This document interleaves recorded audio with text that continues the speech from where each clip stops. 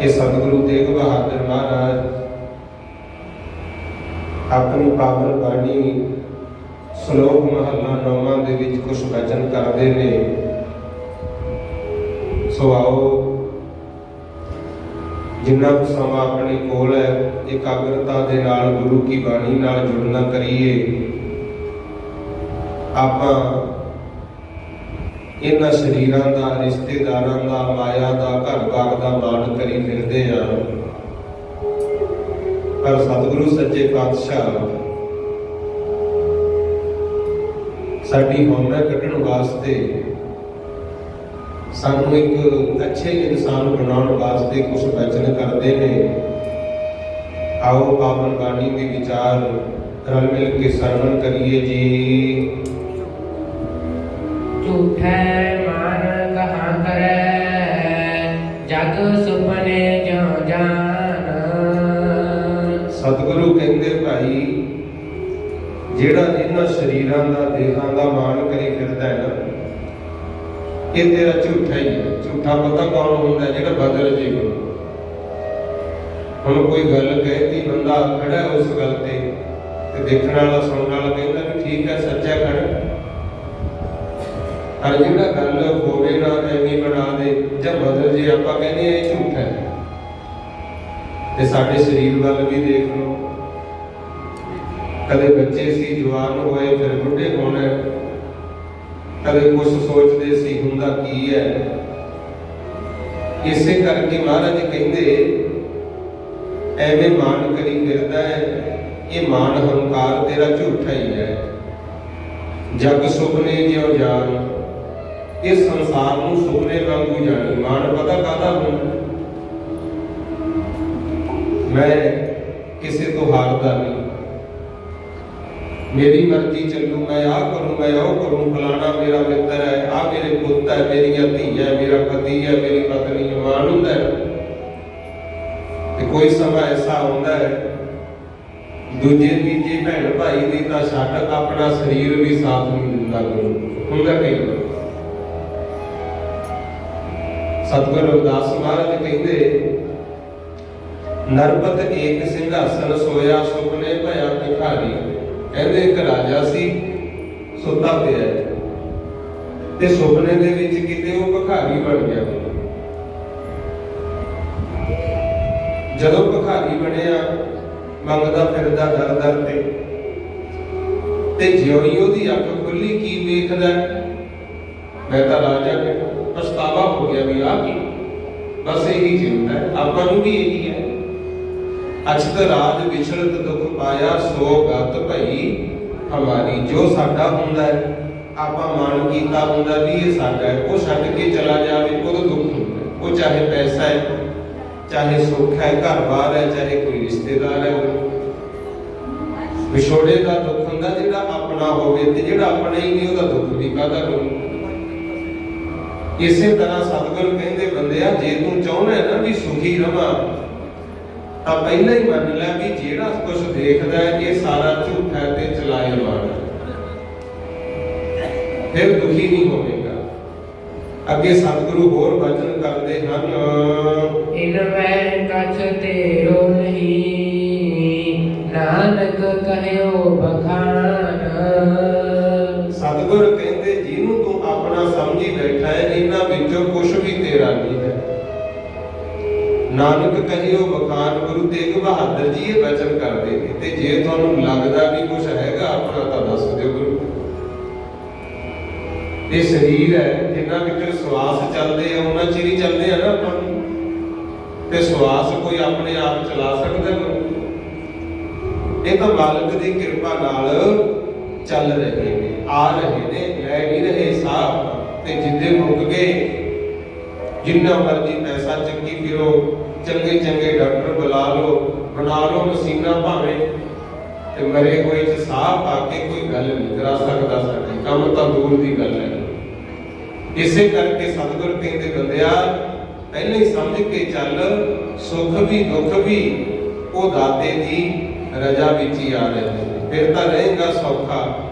ते अगे सतगुरु होर वचन करते हैं, गर्भ करत है देह को बिन सहज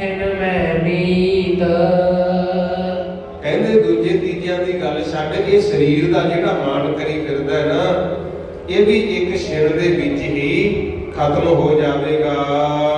ਜੇ ਪ੍ਰਾਨੀ ਹਰ ਜਸ ਕਹਿਓ, ਨਾਨਕ ਦੇਹ ਜਗ ਜੀਤ।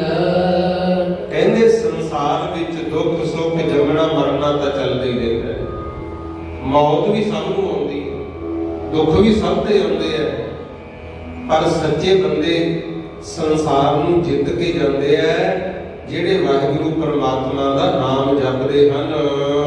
ਜਿਹ ਘਟ ਸਿਮਰਨ ਰਾਮ ਕੋ, ਸੋ ਨਰ ਮੁਕਤਾ ਜਾਨ। ਜਿਹਦੇ ਹਿਰਦੇ ਵਿੱਚ ਪਰਮਾਤਮਾ ਦਾ ਸਿਮਰਨ ਹੈ, ਉਹੀ ਨਰ ਮੁਕਤ ਹੈ ਗੁਰੂ। ਚਾਹੇ ਕੋਈ ਔਰਤ ਹੈ, ਚਾਹੇ ਕੋਈ ਮਰਦ ਹੈ, ਬੰਦਾ ਭਾਵੇਂ ਬੁੱਢੀ ਹੈ, ਉਹੀ ਮੁਕਤ ਹੈ ਜਿਹਦੇ ਹਿਰਦੇ ਵਿੱਚ ਪਰਮਾਤਮਾ ਦਾ ਸਿਮਰਨ ਚੱਲਦਾ ਹੈ। ਤਿਹ ਨਰ ਹਰ ਅੰਤਰ ਨਹੀਂ, ਨਾਨਕ ਸਾਚੀ ਮਾਨ। ਜਿਹਦੇ ਅੰਦਰ ਦੁੱਖ ਵੇਲੇ ਸੁੱਖ ਵੇਲੇ ਪਰਮਾਤਮਾ ਦਾ ਸਿਮਰਨ ਚੱਲਦਾ ਹੈ, ਉਹ ਪਤਾ ਕਿਹੋ ਜਿਹੇ ਹੈ? ਉਹਨਾਂ ਮਨੁੱਖਾਂ ਵਿੱਚ ਤੇ ਪਰਮਾਤਮਾ ਵਿੱਚ ਕਹਿੰਦੇ ਕੋਈ ਫਰਕ ਨਹੀਂ। ਤਿਹ ਨਰ ਹਰ ਅੰਤਰ ਨਹੀਂ, ਉਹ ਮਨੁੱਖ ਤੇ ਪਰਮਾਤਮਾ ਇੱਕੋ ਜਿਹੇ ਹੋ ਜਾਂਦੇ ਹੈ ਜਿਹੜੇ ਹਰ ਸਮੇਂ ਸਿਮਰਨ ਕਰਦੇ ਹਨ। ਏਕ ਭਗਤ ਭਗਵਾਨ, ਜੇ ਪ੍ਰਾਨੀ ਕੈ ਨਾਹਿ ਮਨ। ਹੁਣ ਪਹਿਲਾਂ ਤਾਂ ਗੱਲ ਕੀਤੀ ਸਿਮਰਨ ਵਾਲਿਆਂ ਦੀ, ਵੀ ਜਿਨ੍ਹਾਂ ਵਿੱਚ ਸਿਮਰਨ ਚੱਲਦਾ ਹੈ ਉਹ ਮਨੁੱਖ ਰੱਬ ਦਾ ਹੀ ਰੂਪ ਹੁੰਦੇ ਆ, ਤੇ ਜਿਹੜੇ ਸਿਮਰਨ ਨਹੀਂ ਕਰਦੇ ਉਹਨਾਂ ਬਾਰੇ ਕੀ ਲਿਖਿਆ ਭਲਾ? ਉਹਨਾਂ ਬਾਰੇ ਸਤਿਗੁਰ ਕਹਿੰਦੇ ਏਕ ਭਗਤ ਭਗਵਾਨ, ਇੱਕੋ ਇੱਕ ਭਗਵਾਨ ਤੇ ਭਗਵਾਨ ਦੀ ਭਗਤੀ ਜਿਹੜੇ ਪ੍ਰਾਣੀਆਂ ਦੇ ਮਨ ਵਿੱਚ ਨਹੀਂ ਹੈਗੀ। ਜੈਸੇ ਸੂਕਰ ਸੁਆਨ, ਨਾਨਕ ਮਾਨੋ ਤਾਹੇ ਤਨ। ਕਹਿੰਦੇ ਜਿਹੇ ਜਾਂ ਤੇ ਪਿੰਡ ਦਾ ਕੁੱਤਾ ਤੇ ਸੂਰ, ਉਹੇ ਜਿਹਾ ਉਹ ਬੰਦਾ ਜਿਹੜਾ ਰੱਬ ਦਾ ਨਾਮ ਨਹੀਂ ਜਪਦਾ। ਹੁਣ ਦੋਨੇ ਗੱਲਾਂ ਦੱਸਦੀਆਂ, ਮਰਜ਼ੀ ਆਪਣੀ ਹੈ। ਬੀਬੀਓ ਤੁਸੀਂ ਵੀ ਧਿਆਨ ਦਿਓ, ਭਾਈ ਆਪਾਂ ਵੀ ਧਿਆਨ ਨਾਲ ਗੁਰੂ ਦੇ ਬਚਨ ਨੂੰ ਸਮਝੀਏ। ਹੁਣ ਸੋਚ ਲਓ ਵੀ ਰੱਬ ਦਾ ਰੂਪ ਬਣਨਾ ਹੈ, ਕੁੱਤੇ ਜਾਂ ਸੂਰਾਂ ਦਾ ਦਰਜਾ ਲੈਣਾ, ਇਹ ਆਪਣੇ ਪਾਸ ਹੈ। ਸਤਿਗੁਰ ਨੇ ਤਾਂ ਦੱਸਤਾ ਸਭ। ਕਹਿੰਦੇ ਜੇ ਰੱਬ ਦਾ ਨਾਮ ਨਹੀਂ ਜਪਦਾ, ਪੁੰਨ ਦਾਨ ਨਹੀਂ ਕਰਦਾ, ਭਲਾ ਨਹੀਂ ਕਰਦਾ ਕਿਸੇ ਦਾ, ਫਿਰ ਤਾਂ ਐ ਮੰਨ ਲਈ ਜਿਹੇ ਦਾ ਪਿੰਡ ਦਾ ਕੁੱਤਾ ਤੇ ਸੂਰ। ਤੇ ਜੇ ਰੱਬ ਦਾ ਨਾਮ ਜਪਦਾ ਹੈ, ਸੰਸਾਰ ਦਾ ਭਲਾ ਕਰਦਾ ਹੈ, ਫਿਰ ਮਹਾਰਾਜ ਕਹਿੰਦੇ ਰੱਬ ਦਾ ਹੀ ਰੂਪ ਕਰਕੇ ਤੈਨੂੰ ਪੂਜਿਆ ਜਾਣਾ ਹੈ। स्वामी को ग्रह जो सदा, स्वान तजत नहीं नित। देखो जे जुड़े हो ना, वो भी महाराज कहते कुत्ते वाली देख लिया कर। स्वान शब्द संस्कृत विच कुत्ते नूं कहिया, इत्थे कहंदे घर दा पालतू रखिया होवे कुत्ता, तो ਉਹਦੇ ਵੱਲ ਕਦੇ ਵੇਖੀ ਮਾਲਕ ਚਾਹੇ ਡੰਡਾ ਲੈ ਕੇ ਉਹਨੂੰ ਕੁੱਟਣ ਲੱਗ ਜਾਏਗਾ। ਜਿਹੜਾ ਪਾਲਤੂ ਹੈ ਨਾ ਘਰ ਦਾ, ਉਹ ਕਿਤੇ ਆਪਣੇ ਮਾਲਕ ਨੂੰ ਵੱਢਦਾ ਨਹੀਂ ਹੁੰਦਾ। ਦੇਖ ਲਿਓ ਘਰਾਂ 'ਚ ਕੁੱਤੇ ਤੁਹਾਡੇ ਰੱਖੇ ਹੋਏ ਨੇ, ਸੋਟੀ ਲੈ ਕੇ ਉਹਨੂੰ ਕੁੱਟਣ ਲੱਗ ਜਿਓ, ਕੁੱਤਾ ਮਾਲਕ ਦੇ ਪੈਰਾਂ ਨੂੰ ਹੀ ਡਿੱਗੂਗਾ। ਤੇ ਦੂਜੀ ਗੱਲ, ਰੁੱਖੀ ਸੁੱਖੀ ਜੋ ਪਾ ਦਿਓਗੇ ਉਹ ਖਾ ਕੇ ਗੁਜ਼ਾਰਾ ਕਰ ਲੈਂਦਾ, ਤੇ ਸਾਰੀ ਰਾਤ ਘਰਾਂ ਦਾ ਪਹਿਰਾ ਰੱਖਦਾ। ਇਹੀ ਹੁੰਦਾ ਹੈ ਨਾ ਪਾਲਤੂ ਕੁੱਤਿਆਂ ਦੇ ਵਿੱਚ। ਤੇ ਜਿਹੜੇ ਫਿਰਦੇ ਹੀ ਅਵਾਰਾ ਕਿਸੇ ਦੇ ਬਣੇ ਨਹੀਂ, ਉਹਨਾਂ ਦਾ ਤਾਂ ਕਹਿਣੇ ਕੀ, ਉਹ ਤਾਂ ਵੱਢਣਗੇ ਹੀ ਉਹਨੂੰ। ਮਹਾਰਾਜ ਕਹਿੰਦੇ ਜਿਵੇਂ ਕੁੱਤਾ ਆਪਣੇ ਮਾਲਕ ਦਾ ਦਰ ਨਹੀਂ ਛੱਡਦਾ, ਇਸੇ ਤਰ੍ਹਾਂ ਭਾਈ ਉਸੇ ਵਿੱਚੋਂ ਹੀ ਇੱਕ ਗੁਣ ਲੈ ਲੈ। नानक हे विद हर भजो, एक मन होए एक चेत। ਕਹਿੰਦੇ ਉਸੇ ਵਿੱਚੋਂ ਵੀ ਇੱਕ ਗੁਣ ਲੈ ਲਾ। ਜਿਵੇਂ ਉਹ ਆਪਣੇ ਮਾਲਕ ਦਾ ਦਰ ਨਹੀਂ ਛੱਡਦਾ, ਤੂੰ ਵੀ ਭਾਈ ਇਸੇ ਤਰ੍ਹਾਂ ਪ੍ਰਮਾਤਮਾ ਨੂੰ ਚੇਤੇ ਕਰਿਆ ਕਰ। ਆਪਣੇ ਮਾਲਕ ਦਾ ਬਣ, ਇੱਕ ਮਨ ਇੱਕ ਚਿੱਤ ਹੋ ਕੇ ਵਾਹਿਗੁਰੂ ਦੀ ਆਰਾਧਨਾ ਕਰਿਆ। ਤੇ ਹੁਣ ਤੁਹਾਨੂੰ ਪਤਾ ਹੈ ਘਰ ਪਰਿਵਾਰ ਵੀ ਕਿਉਂ ਟੁੱਟ ਰਹੇ ਆ। ਗੁਰੂ ਆਪਾਂ ਨਾ ਤਾਂ ਆਪਣੇ ਗੁਰੂ ਨੂੰ ਜਾਣਿਆ, ਤੇ ਨਾ ਹੀ ਗੁਰਮੁਖ ਪਿਆਰਿਓ ਆਪਾਂ ਆਪਣੇ ਮਾਲਕ ਨੂੰ ਪਛਾਣਿਆ। ਜਿਹੜੇ ਆਪਣੇ ਮਾਲਕ ਨੂੰ ਪਛਾਣ ਕੇ ਆਪਣਿਆਂ ਦੇ ਬਣੇ ਹੀ ਨਹੀਂ, ਉਹਨਾਂ ਦੀ ਜ਼ਿੰਦਗੀ ਵਿੱਚ ਧੂੜ ਧੁੱਪ ਧੱਪੇ ਹੁੰਦੇ ਆ। ਇਸ ਕਰਕੇ ਸੱਚੇ ਪਾਤਸ਼ਾਹ ਦੇ ਲੜ ਆਪਾਂ ਲੱਗਣਾ ਹੈ। ਮਹਾਰਾਜ ਅੱਗੇ ਹੋਰ ਸਮਝਾਉਂਦੇ ਹਨ, ਤੀਰਥ ਵਰਤ ਅਰਦਾਨ ਕਰ, ਮਨ ਮੈਂ ਤਰੈ ਗੁਮਾਨ। ਹੁਣ ਇੱਥੇ ਨਾਮ ਦੀ ਮਹਿਮਾ ਬਿਆਨ ਕਰ ਰਹੇ ਨੇ, ਸਿਮਰਨ ਕਰ ਰਹੇ। ਕੁਝ ਲੋਕ ਉਹ ਵੀ ਨੇ ਜਿਹੜੇ ਕਹਿੰਦੇ ਅਸੀਂ ਤੀਰਥਾਂ ਤੇ ਜਾ ਕੇ ਇਸ਼ਨਾਨ ਕਰਦੇ ਹਾਂ, ਅਸੀਂ ਤਾਂ ਜੀ ਵਰਤ ਰੱਖਦੇ ਹਾਂ, ਅਸੀਂ ਪੁੰਨ ਦਾਨ ਕਰਦੇ ਹਾਂ।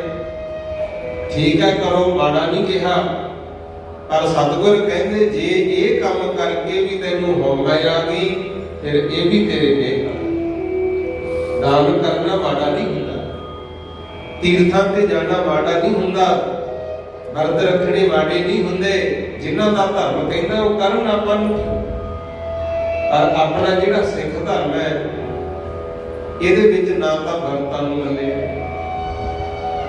ਜਿਨ੍ਹਾਂ ਦਾ ਧਰਮ ਕਹਿੰਦਾ ਉਹ ਕਰਨ ਭਾਈ। ਤੇ ਸਤਿਗੁਰ ਕਹਿੰਦੇ ਹਉਮੈ ਤਾਂ ਬਿਲਕੁਲ ਹੀ ਨਹੀਂ ਕਰਨੀ। ਜੇ ਤੀਰਥਾਂ ਤੇ ਜਾ ਕੇ ਵਰਤ ਰੱਖ ਕੇ ਦਾਨ ਕਰਕੇ ਤੇਰੇ ਮਨ ਵਿੱਚ ਹਉਮੈ ਆ ਗਈ ਵੀ ਮੈਂ ਆ ਕੀਤਾ ਹੈ, ਫਿਰ ਸਤਿਗੁਰ ਕਹਿੰਦੇ ਇਹ ਵੀ ਨੇਫਲ ਹੈ। ਤੇ ਨੇਫਲ ਵੀ ਪਤਾ ਕਿਵੇਂ ਹੈ, ਉਹ ਅੱਗੇ ਦੱਸਦੇ ਹਨ, ਨਾਨਕ ਨੇਫਲ ਜਾਤ ਤੇ ਜੋ ਕੁੰਚਰ ਇਸ਼ਨਾਨ। ਇਹ ਕੁੰਚਰ ਹਾਥੀ ਨੂੰ ਕਿਹਾ। ਹਾਥੀ ਦਾ ਕੰਮ ਕੀ ਹੁੰਦਾ, ਉਹ ਨਹਾ ਲੂਗਾ ਨਦੀ ਤੇ ਜਾ ਕੇ, ਤੇ ਮਗਰੋਂ ਬਾਹਰ ਆ ਕੇ ਸੁੰਡ ਦੇ ਨਾਲ ਆਪਣੇ ਉੱਤੇ ਫੇਰ ਮਿੱਟੀ ਘਟਾ ਪਾ ਲੈਂਦਾ, ਚਿੱਕੜ ਪਾ ਲੈਂਦਾ। ਕਹਿੰਦੇ ਜੇ ਤੀਰਥਾਂ ਤੇ ਜਾ ਕੇ ਦਾਨ ਪੁੰਨ ਕਰਕੇ ਵੀ ਬੰਦਿਆ ਤੇਰੇ ਚੋਂ ਹਉਮੈ ਨਾ ਨਿਕਲੀ, ਫਿਰ ਐ ਸਮਝ ਲਈ ਜਿਵੇਂ ਹਾਥੀ ਨੇ ਇਸ਼ਨਾਨ ਕਰਕੇ ਦੁਆਰਾ ਫੇਰ ਮਿੱਟੀ ਘਟਾ ਤੇ ਚਿੱਕੜ ਪਾ ਲਿਆ, ਉਹੀ ਤੇਰਾ ਹਾਲ ਹੈ। ਇਹਨਾਂ ਗੱਲਾਂ ਨੂੰ ਸਮਝਣਾ ਭਾਈ। ਸਮਾਂ ਬੀਤਦਾ ਜਾ ਰਿਹਾ ਹੈ। ਸਤਿਗੁਰ ਕਹਿੰਦੇ ਬੰਦਿਆ ਆਪਣੇ ਵੱਲ ਖਿਆਲ ਕਰ। ਸਿਰ ਕੰਪਿਓ ਪਗ ਡਗਮਗੈ, ਨੈਣ ਜੋਤ ਤੇ ਹੀਨ। ਸਤਿਗੁਰ ਕਹਿੰਦੇ ਵਡੇਪੇ ਵਿੱਚ ਆਇਆ ਪਿਆ, ਸਿਰ ਤੇਰਾ ਕੰਬੀ ਜਾਂਦਾ, ਜਿਹੜੇ ਪੈਰ ਹਨ ਇਹ ਵੀ ਹੁਣ ਚੰਗੀ ਤਰ੍ਹਾਂ ਖੜ ਨਹੀਂ ਰਹੇ। ਸਿਰ ਕੰਬਿਓ ਪਗ ਡਗਮਗੇ, ਨੈਣ ਜੋਤ ਤੇ ਹੀ। ਜਿਹੜੀ ਤੇਰੀ ਨੇਤਰਾਂ ਦੀ ਦੇਖਣ ਸ਼ਕਤੀ ਸੀ, ਉਹਦੀ ਵੀ ਜਿਹੜੀ ਤਾਕਤ ਹੈ ਉਹ ਘਟਦੀ ਜਾ ਰਹੀ ਹੈ। ਕਹੋ ਨਾਨਕ ਇਹ ਵਿਦ ਭਈ, ਤਉ ਨਾ ਹਰ ਰਸ ਲੀਨ। ਕਹਿੰਦੇ ਹਾਲ ਚਾਲ ਤਾਂ ਇਹ ਜਾ ਹੋ ਗਿਆ, ਨਾ ਤਾਂ ਪੈਰਾਂ ਨਾਲ ਖੜੇ ਹੀ ਜਾਂਦਾ, ਸਿਰ ਕੰਬੀ ਜਾਂਦਾ, ਨੇਤਰਾਂ ਤੋਂ ਦਿਸਦਾ ਨਹੀਂ ਚੰਗੀ ਤਰ੍ਹਾਂ। ਇਹ ਜੀ ਹਾਲਤ ਬਣ ਗਈ। ਤੇ ਹਜੇ ਵੀ ਭਾਈ ਮਾੜੇ ਕੰਮਾਂ 'ਚ ਹੀ ਫਸਿਆ ਪਿਆ ਹੈ। ਕਿਉਂ ਨਹੀਂ ਰੱਬ ਦਾ ਨਾਮ ਜਪਦਾ? ਨਿਜ ਕਰ ਦੇਖਿਓ ਜਗਤ ਮੈਂ, ਕੋ ਕਾਹੂ ਕੋ ਨਾਹੀ। ਗੁਰੂ ਤੇਗ ਬਹਾਦਰ ਮਹਾਰਾਜ ਕਹਿੰਦੇ ਮੈਂ ਤਾਂ ਸੰਸਾਰ ਨੂੰ ਬੜਾ ਨੇੜੇ ਹੋ ਕੇ ਦੇਖਿਆ। ਇੱਥੇ ਕੋਈ ਵੀ ਕਿਸੇ ਦਾ ਭਾਈ, ਕੋਈ ਵੀ ਕਿਸੇ ਦਾ ਨਹੀਂ ਹੈ। ਨਾਨਕ ਥਿਰ ਹਰ ਭਗਤ ਹੈ, ਤੇ ਰਾਖੋ ਮਨ ਮਾਹੇ। ਕਹਿੰਦੇ ਜੇ ਸਦਾ ਰਹਿਣ ਵਾਲਾ ਕੋਈ ਹੈ, ਉਹ ਹੈ ਵਾਹਿਗੁਰੂ ਪਰਮਾਤਮਾ ਦੇ ਭਗਤ। ਜਿਹੜੇ ਭਗਤੀ ਕਰਦੇ ਆ ਉਹ ਸਦਾ ਵਾਸਤੇ ਰਹਿੰਦੇ ਆ, ਭਗਤੀ ਸਦਾ ਰਹਿੰਦੀ ਹੈ। ਕਹੋ ਨਾਨਕ, ਨਾਨਕ ਥਿਰ ਹਰ ਭਗਤ ਹੈ। ਕਹਿੰਦੇ ਸਦਾ ਤਾਂ ਪਰਮਾਤਮਾ ਦੇ ਭਗਤਾਂ ਨੇ ਤੇ ਭਗਤੀ ਨੇ ਰਹਿਣਾ ਹੈ। ਪਰਮਾਤਮਾ ਦੀ ਭਗਤੀ ਨੂੰ ਆਪਣੇ ਮਨ 'ਚ ਵਸਾ ਲੈ। ਜਗ ਰਚਨਾ ਸਭ ਝੂਠ ਹੈ, ਜਾਣ ਲਿਓ ਰੇ ਮੀਤ। ਕਹਿੰਦੇ ਜਿਹੜੀ ਸੰਸਾਰ ਦੀ ਰਚਨਾ ਰਚੀ ਹੋਈ ਹੈ, ਇਹ ਤਾਂ ਸਭ ਝੂਠ ਹੈ। ਮੀਤ ਤੋਂ ਭਾਵ ਹੁੰਦਾ ਮਿੱਤਰ। ਸਤਿਗੁਰ ਕਹਿੰਦੇ ਹੇ ਸਾਰੇ ਮਿੱਤਰੋ, ਇਸ ਗੱਲ ਨੂੰ ਜਾਣ ਲਓ ਕਿ ਸੰਸਾਰ ਦੀ ਰਚਨਾ ਝੂਠੀ ਹੈ। ਕਹਿ ਨਾਨਕ ਥਿਰ ਨਾ ਰਹੈ, ਜੋ ਬਾਲੂ ਕੀ ਪੀਤ। ਕਹਿੰਦੇ ਜਿਵੇਂ ਮਿੱਟੀ ਦੀ ਬਣਾ ਲਓ ਕੋਈ ਕੰਧ, ਉਹ ਕਿਹੜਾ ਥੜਾ ਰਹਿੰਦੀ, ਆਖਰਕਾਰ ਮਿੱਟੀ ਖੁਰ ਜਾਂਦੀ ਹੈ। ਇਹ ਆਪਾਂ ਨੂੰ ਵੀ ਸਮਝਾਇਆ ਹੈ कहते तेरा जिहड़ा शरीर है ये भी मिट्टी की एक कंध ही है, बारू भीत बनाई रच पच रहत नहीं दे विचार। हुण पक्कियां पलस्तर कीतियां जिहड़ियां कंधां है, जे इन्हां नूं धोवोगे चलो ये तो हो सकदा साफ हो जाण, क्यों पक्कियां, ते जे कंध ही होवे कच्ची ਉਹਨੂੰ ਜਿੰਨਾ ਧੋਵਾਂਗੇ ਉਨੀ ਖਰਦੀ ਹੋਈ ਹੈ। ਹੁਣ ਆਪਣੇ ਵੱਲ ਵੇਖ ਲਓ, ਇਸ ਸਰੀਰ ਨੂੰ ਬੜਾ ਧੋਤਾ, ਬੜੀ ਤਾਕਤ ਦਿੱਤੀ, ਖਵਾਇਆ ਪਿਆਇਆ, ਖਾਦ ਖਰਾਕ ਚੰਗੀ ਤੋਂ ਚੰਗੀ, ਪਰ ਇਹ ਦਿਨੋਂ ਦਿਨ ਖਰਦਾ ਹੀ ਗਿਆ। ਆਖੋ ਸਤਿਨਾਮ ਸ੍ਰੀ ਵਾਹਿਗੁਰੂ। ਘਟਦਾ ਹੀ ਗਿਆ ਖਜ਼ਾਨਾ ਗੁਰੂ। ਤੇ ਸਤਿਗੁਰ ਕਹਿੰਦੇ ਤੂੰ ਤਾਂ ਕਿਹਦੇ ਬਾਗ ਦੀ ਗੂੜੀ ਹੈ, ਇੱਥੇ ਵੱਡੇ ਵੱਡੇ ਵੀ ਆਏ महाराज को उदाहरण दे रहे हैं। जब गुरु तेग बहादुर महाराज दिल्ली गए ना गुरु को, क्योंकि औरंगजेब हिंदुओं ते जुल्म करता सी, सतगुर कहते सी भी असी हुण थोड़ी बांह फड़ लई, थोड़े ते जुल्म नहीं होण देना, तुहानूं बचावांगे। असी जाके औरंगजेब नाल गल करदे हां ते औरंगजेब नूं गए तां सी समझाउण, पर वो कहना जी तुसी मेरी गल मन लो, ये हिंदू कहते ने भी जे गुरु तेग बहादुर नूं मुसलमान बना ले तां असीं आपे बन जांगे, ते जे उन्हां नूं ना बना सकिया फिर साडे ते भी जुल्म ना करो। मैं इन्हां दी गल मन लई। हिंदू मुसलमान दो धर्म ने, तुसी इस्लाम कबूल कर लो, ਤੁਹਾਨੂੰ ਪੀਰੀ ਦੀ ਕੁਰਸੀ ਦੇਾਂਗੇ, ਤੁਹਾਡੀ ਹੋਰ ਵੀ ਪੂਜਾ ਹੋਈ। ਕਹਿੰਦਾ ਮੈਂ ਦੋ ਧਰਮਾਂ ਤੋਂ ਇੱਕ ਬਣਾਉਣਾ ਚਾਹੁੰਦਾ। ਤੇ ਧੰਨ ਗੁਰੂ ਤੇਗ ਬਹਾਦਰ ਮਹਾਰਾਜ ਕਹਿੰਦੇ ਔਰੰਗਜ਼ੇਬ ਤੇਰਾ ਤਰੀਕਾ ਠੀਕ ਨਹੀਂ ਹੈ। ਧਰਮ ਵੱਧਦੇ ਨੇ ਪ੍ਰੇਮ ਨਾਲ, ਕੋਈ ਚੰਗੇ ਕੰਮ ਕਰ, ਲੋਕ ਆਪੇ ਤੇਰੇ ਨਾਲ ਜੁੜਨਗੇ। ਜੇ ਜ਼ੁਲਮ ਕਰਦਾ ਹੈ, ਗਲਤੀਆਂ ਕਰਦਾ ਹੈ, ਧੱਕੇ ਨਾਲ ਕਦੇ ਕੋਈ ਕਿਸੇ ਨਾਲ ਜੁੜਦਾ ਨਹੀਂ ਹੁੰਦਾ। ਕਹਿੰਦਾ ਨਹੀਂ ਜੀ ਮੈਂ ਤੁਹਾਨੂੰ ਮੁਸਲਮਾਨ ਬਣਾ ਲੂੰਗਾ, ਜਾਂ ਤਾਂ ਐਂ ਮੰਨ ਜਾਓ, ਨਹੀਂ ਤਾਂ ਫਿਰ ਧੱਕਾ ਤਾਂ ਮੈਨੂੰ ਕਰਨਾ ਹੀ ਪੈਣਾ ਹੈ। ਸਤਿਗੁਰ ਕਹਿੰਦੇ ਤੂੰ ਤਾਂ ਦੋ ਧਰਮਾਂ ਤੋਂ ਇੱਕ ਬਣਾਉਣਾ ਚਾਹੁੰਦਾ ਏ, ਤੂੰ ਤਾਂ ਦੋ ਧਰਮਾਂ ਤੋਂ ਇੱਕ ਬਣਾਉਣਾ ਚਾਹੁੰਦਾ ਏ, ਤੂੰ ਤਾਂ ਦੋ ਧਰਮਾਂ ਤੋਂ ਇੱਕ ਬਣਾਉਣਾ ਚਾਹੁੰਦਾ ਏ, ਤੂੰ ਤਾਂ ਦੋ ਧਰਮਾਂ ਤੋਂ ਇੱਕ ਬਣਾਉਣਾ ਚਾਹੁੰਦਾ ਏ।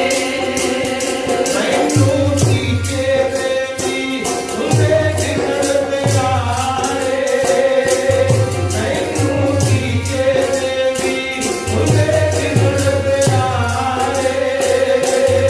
ਮੈਨੂੰ ਕੀਤੇ ਦੇਵੀ ਹੁੰਦੇ ਦਿਸਣ ਪਿਆਰੇ, ਮੈਨੂੰ ਕੀਤੇ ਦੇਵੀ ਹੁੰਦੇ ਦਿਸਣ ਪਿਆਰੇ। ਕਹਿੰਦੇ ਤੂੰ ਚਾਹੁੰਦਾ ਦੋ ਤੋਂ ਇੱਕ ਬਣਾਉਣਾ, ਜੇ ਤੂੰ ਕਈ ਜ਼ੁਲਮ ਕਰਦਾ ਰਿਹਾ, ਮੈਨੂੰ ਲੱਗਦਾ ਕੋਈ ਤੀਜਾ ਧਰਮ ਨਵਾਂ ਨਾ ਪ੍ਰਚਲਿਤ ਹੋ ਜੇ। ਆਖੋ ਸਤਿਨਾਮ ਸ੍ਰੀ ਵਾਹਿਗੁਰੂ। ਪਰ ਮੰਨੇ ਹੀ ਨਾ ਗੁਰੂ। ਕਹਿੰਦਾ ਇਸਲਾਮ ਕਬੂਲ ਕਰ ਲਓ। ਪਾਤਸ਼ਾਹ ਕਹਿੰਦੇ ਜਿਵੇਂ ਤੈਨੂੰ ਆਪਣਾ ਧਰਮ ਪਿਆਰਾ ਹੈ, ਉਵੇਂ ਸਾਨੂੰ ਵੀ ਆਪਣਾ ਧਰਮ ਪਿਆਰਾ ਹੈ। ਆਖੋ ਸਤਿਨਾਮ ਸ੍ਰੀ ਵਾਹਿਗੁਰੂ। ਫਿਰ ਉਦੋਂ ਕਹਿੰਦਾ ਜਾ ਕਰਾਮਾਤ ਦਿਖਾ ਲਓ। ਸਤਿਗੁਰ ਕਹਿੰਦੇ ਜੇ ਤੈਨੂੰ ਕਰਾਮਾਤ ਦਿਖਾ ਵੀ ਦਿੱਤੀ, ਤੈਨੂੰ ਕਿਹੜਾ ਪਰਖ ਹੈ ਕਿ ਤੈਨੂੰ ਪਤਾ ਹੀ ਨਹੀਂ ਇਹਨਾਂ ਚੀਜ਼ਾਂ ਬਾਰੇ, ਤੈਨੂੰ ਕਰਾਮਾਤ ਨਹੀਂ ਦਿਖਾਉਣੀ। ਕਹਿੰਦਾ ਫਿਰ ਮਰਨ ਵਾਸਤੇ ਤਿਆਰ ਹੋ ਜਾਓ। ਮਤੀ ਦਾਸ ਜੀ, ਭਾਈ ਸਤੀ ਦਾਸ ਜੀ, ਇਹਨਾਂ ਨੂੰ ਗੁਰੂ ਤੇਗ ਬਹਾਦਰ ਤੋਂ ਪਹਿਲਾਂ ਸ਼ਹੀਦ ਕਰਤਾ। ਭਾਈ ਮਤੀ ਦਾਸ ਜੀ ਨੂੰ ਆਰੇ ਨਾਲ ਚੀਰਿਆ, ਸਤੀ ਦਾਸ ਜੀ ਜਿਉਂਦਿਆਂ ਨੂੰ ਹੀ ਰੂਹ ਦੇ ਵਿੱਚ ਲਪੇਟ ਕੇ ਸਾੜ ਦਿੱਤਾ ਗਿਆ। ਭਾਈ ਦਿਆਲਾ ਜੀ ਨੂੰ ਦੇਹ ਵਿੱਚ ਉਬਾਲ ਦਿੱਤਾ ਗਿਆ। ਰਹਿ ਗਏ ਇਕੱਲੇ ਗੁਰੂ ਤੇਗ ਬਹਾਦਰ ਸਾਹਿਬ। ਉੱਥੋਂ ਫਿਰ ਉਹਨਾਂ ਨੇ ਇੱਕ ਚਿੱਠੀ ਲਿਖੀ ਸੀ। ਆ 9ਵੇਂ ਮਹੱਲੇ ਦੇ ਜਿਹੜੇ ਸ਼ਲੋਕ ਹੈ ਨਾ, ਆ ਜਿਹੜਾ ਅਗਲਾ ਸ਼ਲੋਕ ਹੈ, ਇਹ ਮਹਾਰਾਜ ਨੇ ਚਿੱਠੀ ਦੇ ਰੂਪ ਵਿੱਚ ਲਿਖਿਆ ਸੀ ਆਪਣੇ ਪਰਿਵਾਰ ਨੂੰ ਸਮਝਾਉਣ ਵਾਸਤੇ। ਕਹਿੰਦਾ ਮੈਂ 9ਵੇਂ ਮਹੱਲੇ ਦੇ ਜਿਹੜੇ ਸ਼ਲੋਕ ਹੈ, ਆ ਜਿਹੜਾ ਅਗਲਾ ਸ਼ਲੋਕ ਹੈ, ਇਹ ਮਹਾਰਾਜ ਨੇ ਚਿੱਠੀ ਦੇ ਰੂਪ ਵਿੱਚ ਲਿਖਿਆ ਸੀ ਆਪਣੇ ਪਰਿਵਾਰ ਨੂੰ ਸਮਝਾਉਣ ਵਾਸਤੇ। ਕਹਿੰਦਾ ਮੈਂ 9ਵੇਂ ਮਹੱਲੇ ਦੇ ਜਿਹੜੇ ਸ਼ਲੋਕ ਹੈ, ਇਹ ਮਹਾਰਾਜ ਨੇ ਚਿੱਠੀ ਦੇ ਰੂਪ ਵਿੱਚ ਲਿਖਿਆ ਸੀ ਆਪਣੇ ਪਰਿਵਾਰ ਨੂੰ ਸਮਝਾਉਣ ਵਾਸਤੇ। ਜਿਵੇਂ ਗੁਰੂ ਤੇਗ ਬਹਾਦਰ ਦੇ ਮਾਤਾ ਨਾਨਕੀ ਜੀ, ਧਰਮ ਸੁਪਤਨੀ ਮਾਤਾ ਗੁਜਰ ਕੌਰ ਜੀ, ਪਹਿਲਾ ਨਾਮ ਗੁਜਰੀ ਸੀ, ਮਾਤਾ ਗੁਜਰੀ ਅੰਮ੍ਰਿਤ ਛਕ ਕੇ ਬਾਅਦ ਵਿੱਚੋਂ ਮਾਤਾ ਗੁਜਰ ਕੌਰ ਬਣੇ। ਤੇ 9 ਸਾਲ ਦਾ ਸੁਪੁੱਤਰ ਗੋਬਿੰਦ ਰਾਏ, ਜਿਨ੍ਹਾਂ ਨੂੰ ਆਪਾਂ ਸ੍ਰੀ ਗੁਰੂ ਗੋਬਿੰਦ ਸਿੰਘ ਸਾਹਿਬ ਕਹਿੰਦੇ ਆ। ਹੁਣ ਆਪਣੇ ਪਰਿਵਾਰ ਨੂੰ ਦਿਲਾਸਾ ਦੇਣ ਵਾਸਤੇ ਸਤਿਗੁਰ ਜੀ ਨੇ ਅਗਲਾ ਸ਼ਲੋਕ ਲਿਖਿਆ ਹੈ। ਕਹਿੰਦੇ ਚਿੰਤਾ ਕਰਨ ਦੀ ਲੋੜ ਨਹੀਂ ਹੈ, ਇੱਥੇ ਰਾਵਣ ਵੀ ਆਇਆ, ਰਾਵਣ ਵੀ ਆਇਆ, ਉਹ ਵੀ ਸੰਸਾਰ ਵਿੱਚ ਨਹੀਂ ਰਹੇ। ਇਸ ਤਰ੍ਹਾਂ ਦਾ ਕੁਝ ਸਤਿਗੁਰੂ ਕਹਿ ਰਹੇ ਹਨ। ਰਾਮ ਕਹਿਓ ਰਾਵਣ ਕਹਿਓ, ਜਾ ਕੋ ਬਹੁ ਪਰਵਾਰ। ਕਹਿੰਦੇ ਤ੍ਰੇਤੇ ਯੁੱਗ ਦੇ ਅਵਤਾਰ ਰਾਮਚੰਦਰ ਜੀ ਵੱਲ ਦੇਖੋ, ਉਹਨਾਂ ਨੂੰ ਵੀ ਸੰਸਾਰ ਤੋਂ ਜਾਣਾ ਪਿਆ। ਰਾਵਣ ਵੱਲ ਵੇਖ ਲਓ, 1 ਲੱਖ ਪੂਤ 1.25 ਲੱਖ ਨਾਤੀ, ਤੇ ਰਾਵਣ ਘਰ ਦੀਆ ਨਾ ਲਾਤੀ। ਉਹ ਵੀ ਖਤਮ ਹੋ ਗਏ ਸੰਸਾਰ ਤੋਂ। ਪਰ ਜਿਹਨੇ ਕੋਈ ਮਾੜਾ ਕਰਮ ਕੀਤਾ ਉਹਦੇ ਕਰਕੇ ਲੋਕ ਬੁਰਾ ਕਹਿੰਦੇ ਐ, ਜਿਹਨੇ ਕੋਈ ਭਲਾ ਕੀਤਾ ਉਹਦੇ ਕਰਕੇ ਗੁਰਮੁਖੋਂ ਚੰਗਾ ਕਹਿੰਦੇ ਆ ਤੇ ਪੂਜੇ ਜਾਂਦੇ। ਇਹਨਾਂ ਵੱਲ ਹੀ ਦੇਖ ਲਓ, ਕਿੱਡੇ ਕਿੱਡੇ ਵੱਡੇ ਪਰਿਵਾਰ, ਕਿੰਨੀਆਂ ਕਿੰਨੀਆਂ ਵੱਡੀਆਂ ਤਾਕਤਾਂ ਵਾਲੇ ਸਤਿਗੁਰ ਕਹਿੰਦੇ ਉਹ ਵੀ ਚਲੇ ਗਏ। ਕਹੋ ਨਾਨਕ ਥਿਰ ਕਛ ਨਹੀਂ, ਸੁਪਨੇ ਜੋ ਸੰਸਾਰ। ਕਹਿੰਦੇ ਇਹ ਸੰਸਾਰ ਸੁਪਨੇ ਵਾਂਗੂ ਹੀ ਹੈ, ਇੱਥੇ ਕੁਛ ਨਹੀਂ ਜਿਹੜਾ ਸਦਾ ਰਹੇ, ਇਕੱਲੇ ਅਕਾਲ ਪੁਰਖ ਤੋਂ ਬਿਨਾਂ। ਇਸ ਕਰਕੇ ਸਤਿਗੁਰ ਕਹਿੰਦੇ ਹਨ, ਚਿੰਤਾ ਤਾ ਕੀ ਕੀਜੀਐ, ਜੋ ਅਨਹੋਣੀ ਹੋਏ। ਕਹਿੰਦੇ ਭਾਈ ਚਿੰਤਾ ਤਾਂ ਉਸ ਗੱਲ ਦੀ ਕਰੋ ਜੇ ਕੋਈ ਅਣਹੋਣੀ ਹੋ, ਤੇ ਅਣਹੋਣੀ ਕਿਸੇ ਨਾਲ ਹੁੰਦੀ ਨਹੀਂ। ਜੋ ਪੈਦਾ ਹੋਇਆ ਉਸਨੇ ਇੱਕ ਦਿਨ ਖਤਮ ਵੀ ਹੋਣਾ, ਜਿਹੜਾ ਜਨਮੇ ਉਹਨੂੰ ਮੌਤ ਵੀ ਹੋਣੀ। ਇਸ ਕਰਕੇ ਚਿੰਤਾ ਕਾਹਦੀ? ਸਤਿਗੁਰ ਕਹਿੰਦੇ ਚਿੰਤਾ ਨਾ ਕਰੋ। ਇਹ ਮਾਰਗ ਸੰਸਾਰ ਕੋ, ਨਾਨਕ ਥਿਰ ਨਹੀਂ ਕੋਏ। ਕਹਿੰਦੇ ਜੰਮਣਾ ਮਰਨਾ ਤਾਂ ਸੰਸਾਰ ਦਾ ਮਾਰਗ ਹੈ। ਹੁਣ ਤੁਸੀਂ ਆਏ ਹੋ, ਆਪਾਂ ਰਮਨਵਾਸ ਪਿੰਡ ਬੈਠੇ, ਕੋਈ ਢੱਡਿਆਂ ਬੰਨੀ ਦੀ ਆਇਆ, ਕੋਈ ਮੇਰੇ ਪਿੰਡ ਵਾਲਿਆਂ ਬੱਲੀ ਦੀ ਆਇਆ, ਕੋਈ ਮੰਡੀ ਖੁਰਦਵੱਲੀ ਦੀ ਆਇਆ ਹੋਏਗਾ। ਜੇ ਹੁਣ ਰਸਤਾ ਸੋਚੇ ਵੀ ਕਿੰਨੇ ਲੰਘੇ, ਮੇਰੇ ਕੋਲੇ ਕੋਈ ਖੜੇ, ਉਹ ਤਾਂ ਮਾੜੀ ਗੱਲ ਹੈ ਨਾ, ਕਿਉਂਕਿ ਰਾਹ ਆ ਵੀ ਆਉਣਾ ਜਾਣਾ ਸੰਸਾਰ ਦਾ ਮਾਰਗ ਹੈ। ਸਤਿਗੁਰ ਕਹਿੰਦੇ ਨੇ ਇੱਥੇ ਸਦਾ ਕੋਈ ਵੀ ਨਹੀਂ ਰਹਿੰਦਾ। ਜੋ ਉਪਜੋ ਸੋ ਬਿਨਸ ਹੈ, ਪਰੋ ਆਜ ਕੈ ਕਾਲ। ਕਹਿੰਦੇ ਜੋ ਵੀ ਪੈਦਾ ਹੋਇਆ ਹੈ ਉਹਨੇ ਇੱਕ ਦਿਨ ਖਤਮ ਵੀ ਹੋਣਾ। ਇਹ ਨਹੀਂ ਪਤਾ ਮੌਤ ਨੇ ਕਦੋਂ ਆ ਕੇ ਫਾਹਾ ਪਾ ਲੈਣਾ, ਅੱਜ ਜਾਂ ਕੱਲ, ਕੋਈ ਪਤਾ ਨਹੀਂ ਹੈ। ਨਾਨਕ ਹਰ ਗੁਣ ਗਾਏ ਲੈ, ਛਾੜ ਸਗਲ ਜੰਜਾਲ। ਸਤਿਗੁਰ ਕਹਿੰਦੇ ਸੰਸਾਰ ਦੇ ਜੰਜਾਲ ਛੱਡੋ, ਚਿੰਤਾ ਛੱਡੋ। ਚਾਹੀਦਾ ਇਹ ਹੈ ਪਰਮਾਤਮਾ ਦੇ ਗੁਣ ਗਾਓ। ਜਦੋਂ ਇਹ ਚਿੱਠੀ ਪਹੁੰਚੀ ਅਨੰਦਪੁਰ ਸਾਹਿਬ, ਉਦੋਂ ਗੁਰਮੁਖ ਪਿਆਰਿਓ ਦੀਵਾਨ ਸਜਿਆ ਹੋਇਆ ਸੀ। 9 ਸਾਲ ਦੀ ਉਮਰ ਗੁਰੂ ਗੋਬਿੰਦ ਸਿੰਘ ਦੀ ਸੰਗਤ ਨਾਲ ਵਿਚਾਰਾ ਕਰੀ ਜਾਂਦੇ ਸੀ। ਤੇ ਜਦੋਂ ਸਿੱਖ ਚਿੱਠੀ ਲੈ ਕੇ ਗਿਆ, ਮਹਾਰਾਜ ਕਹਿੰਦੇ ਲਿਆ ਭਾਈ, ਸਾਨੂੰ ਚਿੱਠੀ ਪੜ੍ਹ ਕੇ ਸੁਣਾ ਦੇ ਕੀ ਲਿਖਿਆ। ਸਾਰੀ ਇਹ ਬਚਨ ਸੁਣਾਏ ਤੇ ਅੱਗੇ ਆਇਆ ਦੋਹਰਾ, 52 ਸ਼ਲੋਕ ਨੇ। ਅੱਗੇ ਦੋਹਰਾ ਗੁਰੂ ਤੇਗ ਬਹਾਦਰ ਜੀ ਨੇ ਲਿਖਿਆ ਹੋਇਆ ਹੈ। ਬਲ ਛੁੱਟ ਕਿਉ ਬੰਧਨ ਪਰੇ, ਕਛੂ ਨ ਹੋਤ ਉਪਾਏ। ਉੱਥੇ ਫਿਰ ਲਿਖਿਆ, ਕਹਿੰਦੇ ਬਲ ਛੁੱਟ ਕਿਉ ਬੰਧਨ ਪਰੇ, ਕਛੂ ਨ ਹੋਤ ਉਪਾਏ। ਕਹਿੰਦੇ ਬਲ ਸੀ ਜਿਹੜਾ ਉਹ ਖਤਮ ਹੋ ਗਿਆ। ਇਹ ਸ਼ਲੋਕ ਨਾ ਵੈਸੇ 2 ਵਾਰੀ ਉਚਾਰਿਆ। ਇੱਕ ਵਾਰੀ ਤਾਂ ਜਦੋਂ ਅਨੰਦਪੁਰ ਸਾਹਿਬ ਕਸ਼ਮੀਰ ਤੋਂ ਚੱਲ ਕੇ ਹਿੰਦੂ ਬ੍ਰਾਹਮਣ ਆਏ ਸੀ, ਉਹਨਾਂ ਨੇ ਵੀ ਇਹੀ ਬੇਨਤੀ ਕੀਤੀ ਸੀ ਵੀ ਮਹਾਰਾਜ ਸਾਡਾ ਹੁਣ ਕੋਈ ਜ਼ੋਰ ਨਹੀਂ ਹੈ, ਬਲ ਛੁੱਟ ਕਿਉ ਬੰਧਨ ਕਰੇ।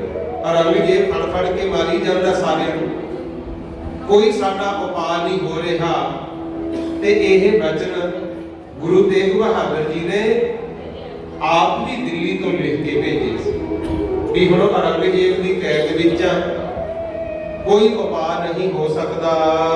ਕਹੋ ਨਾਨਕ ਅਬ ਓਟ ਹਰ ਗਜ ਜਨ ਹੋ ਸਹਾਏ। ਕਹਿੰਦੇ ਹੁਣ ਤਾਂ ਉਸ ਵਾਹਿਗੁਰੂ ਦੀ ਓਟ ਹੀ ਹੈ ਬਸ। ਜਿਵੇਂ ਤੰਦੂਏ ਦੇ ਤੰਦ ਕੱਟਣ ਵਾਸਤੇ, ਹਾਥੀ ਦੀ ਮਦਦ ਕਰਨ ਵਾਸਤੇ ਪਰਮਾਤਮਾ ਪ੍ਰਗਟ ਹੋਇਆ, ਆਮ ਕਥਾਵਾਂ ਚੱਲਦੀਆਂ ਸੀ, ਉਹਨਾਂ ਦਾ ਹਵਾਲਾ ਦਿੱਤਾ ਗੁਰੂ ਤੇਗ ਬਹਾਦਰ ਜੀ। ਕਹਿੰਦੇ ਉਸੇ ਤਰ੍ਹਾਂ ਹੁਣ ਤਾਂ ਪਰਮਾਤਮਾ ਦਾ ਹੀ ਆਸਰਾ ਹੈ। ਬਲ ਹੋਆ ਬੰਧਨ ਛੁਟੇ ਸਭ ਕਿਛ ਹੋਤ ਉਪਾਏ। ਆ ਜਿਹੜਾ ਸ਼ਲੋਕ ਹੈ ਨਾ ਗੁਰੂ, ਇਹਨੂੰ ਥੋੜਾ ਜਿਹਾ ਧਿਆਨ ਨਾਲ ਸਮਝਿਓ। ਜਦੋਂ ਪਹਿਲਾ ਸ਼ਲੋਕ ਚਿੱਠੀ ਲਿਆਉਣ ਵਾਲੇ ਸਿੱਖ ਨੇ ਪੜ੍ਹਿਆ ਵੀ ਬਲ ਛੁੱਟ ਕੇ ਬੰਧਨ ਪਰੇ ਕਛੂ ਨਾ ਹੋ ਤੋ ਪਾਏ, ਕਹੋ ਨਾਨਕ ਅਬ ਓਟ ਹਰ ਗਜ ਜਿਉ ਹੋ ਸਹਾਏ। ਤੇ ਗੁਰੂ ਗੋਬਿੰਦ ਸਿੰਘ ਮਹਾਰਾਜ, ਉਦੋਂ ਨਾਮ ਸੀ ਗੋਬਿੰਦ ਰਾਏ, ਆਸਣ ਤੇ ਬੈਠੇ ਬੈਠੇ ਗੰਭੀਰਤਾ ਵਿੱਚ ਚਲੇ ਗਏ।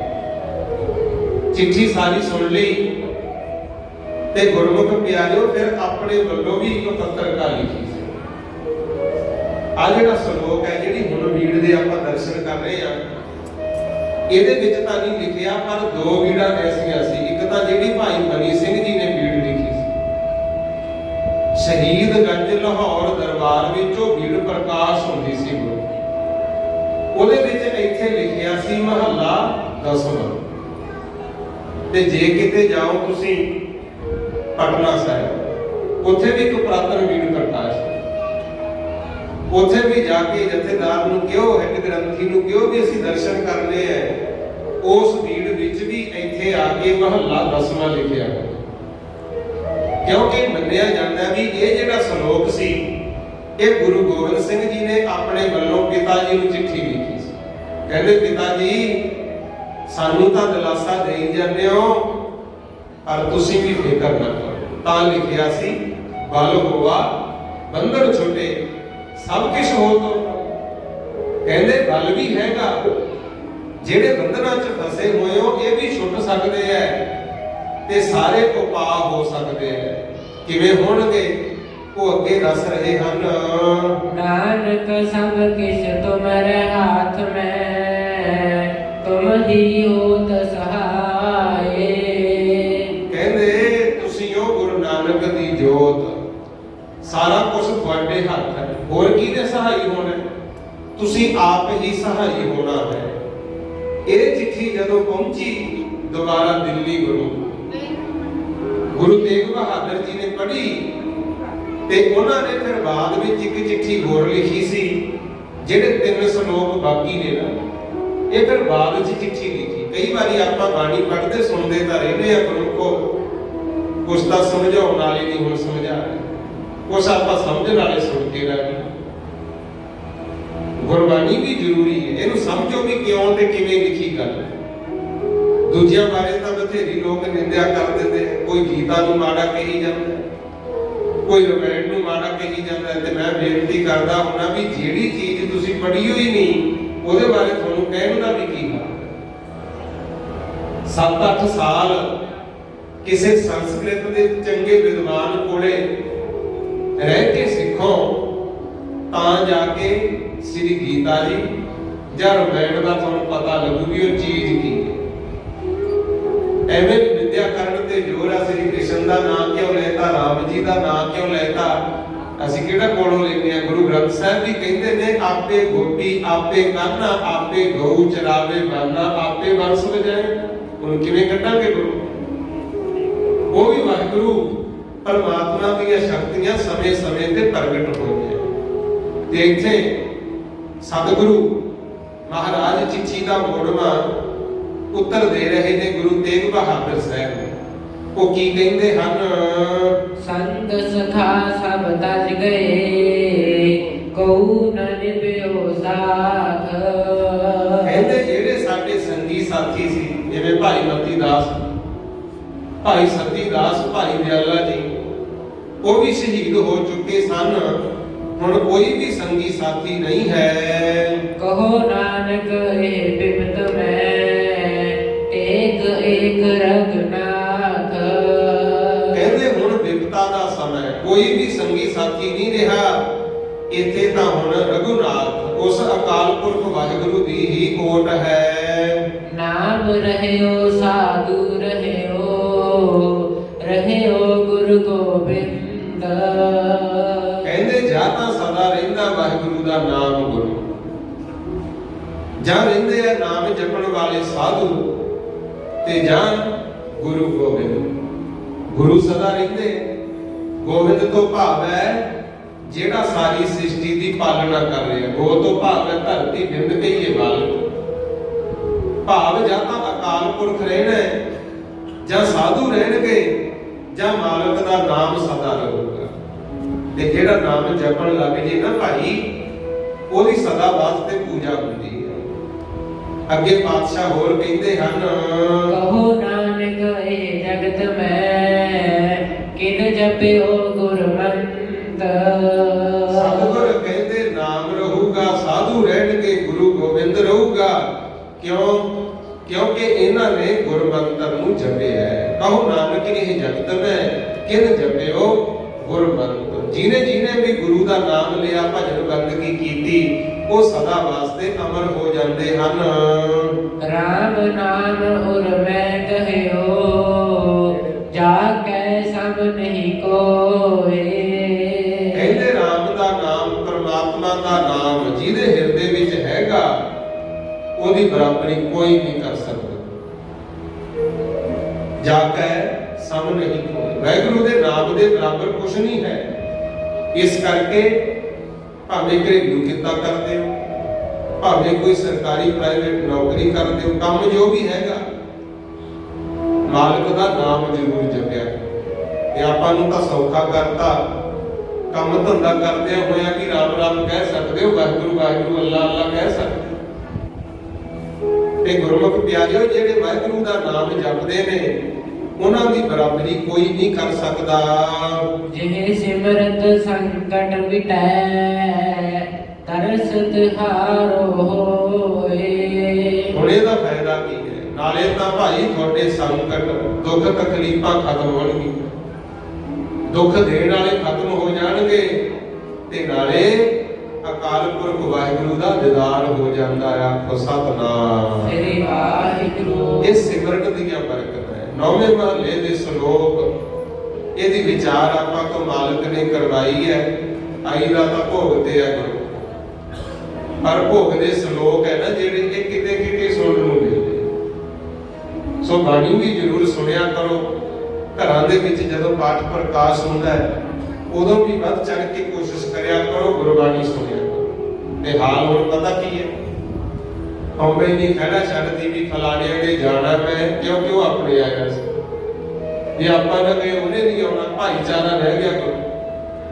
ਭਜਨ ਬੰਦਗੀ ਗੁਰਬਾਣੀ ਇਹਦੇ ਨਾਲ ਜੁੜਦਾ ਹੈ। ਕੋਈ ਗਾਵੇ ਕੋ ਸੁਣੈ ਹਰ ਨਾਮਾ ਚਿਤ ਲਾਏ, ਕਹੋ ਕਬੀਰ ਸੰਸਾ ਨਹੀਂ ਅੰਤ ਪਰਮ ਗਤ ਪਾਏ। ਕੋਈ ਵੀ ਗਾਵੇ, ਚਾਹੇ ਦੁਸ਼ਮਣ ਹੋਵੇ, ਗਾਉਂਦਾ ਹੋਵੇ, ਜਿਹੜਾ ਸੁਣ ਲੂਗਾ, ਸੁਣ ਕੇ ਮੰਨ ਲੂ, ਭਲਾ ਹੋ ਜੂ ਗੁਰੂ। ਤੇ ਸਤਿਗੁਰੂ ਸੱਚੇ ਪਾਤਸ਼ਾਹ ਕਹਿੰਦੇ, ਸਿਮਰਨ ਸਭ ਤੋਂ ਵੱਡੀ ਚੀਜ਼ ਹੈ। ਸਭ ਸਿਮਰਨ ਕਰਿਆ ਕਰੋ, ਸਿਮਰਨ ਨੇ ਪਾਰ ਲਗਾਉਣਾ। ਸਭ ਸਿਮਰਨ ਕਰਿਆ ਕਰੋ, ਸਿਮਰਨ ਨੇ ਪਾਰ ਲਗਾਉਣਾ। ਸਭ ਸਿਮਰਨ ਕਰਿਆ ਕਰੋ, ਸਿਮਰਨ ਨੇ ਪਾਰ ਲਗਾਉਣਾ। ਸਭ ਸਿਮਰਨ ਕਰਿਆ ਕਰੋ, ਸਿਮਰਨ ਨੇ ਪਾਰ ਲਗਾਉਣਾ। ਸਭ ਸਿਮਰਨ ਕਰਿਆ ਕਰੋ, ਸਿਮਰਨ ਨੇ ਪਾਰ ਲਗਾਉਣਾ।